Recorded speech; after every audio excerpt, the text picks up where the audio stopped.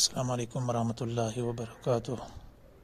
محترم سامعین، آج ہم قضا نمازوں کی نیت کا طریقہ سیکھیں گے اور قضا اور وقتی نماز میں ترتیب کب ضروری ہے یہ سیکھیں گے۔ سب سے پہلے قضا نماز کا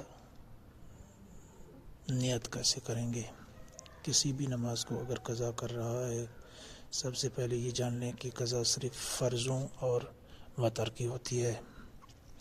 تو نیت یہ ہے کہ مثلا ظہر کی کر رہا ہے 4 فرض کی، تو نیت کرتا ہوں 4 رکعت نماز فرض ظہر، اول قضا یا آخر قضا،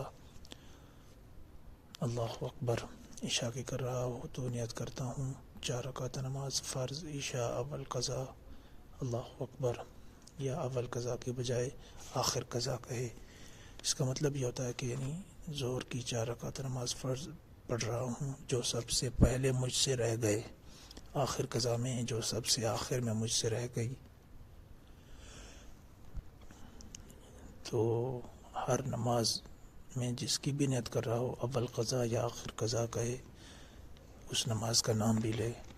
نیت کرتا ہوں 2 رکعت نماز فرض فجر اول قضا، اللہ اکبر، یا آخر قضا۔ اب دوسرا مسئلہ ہے ترتیب کا، یعنی وقت کی نماز۔ مثلا ابھی ظہر کی اذان ہوئی ہے، تو اس نماز میں اور جو رہ گئی نمازیں ہیں ان میں ترتیب پہلے کس کو پڑھنا ہے، اس کا مسئلہ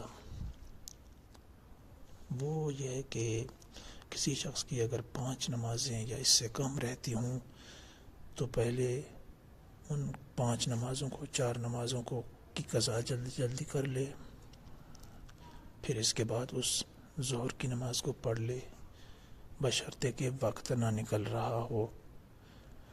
اگر ابھی اذان ہوئی ہے پھر 4 رکعت 4 نمازیں یا 3 نمازیں اس کی قضا اس کے اوپر ہیں، وہ ان کی کر لے۔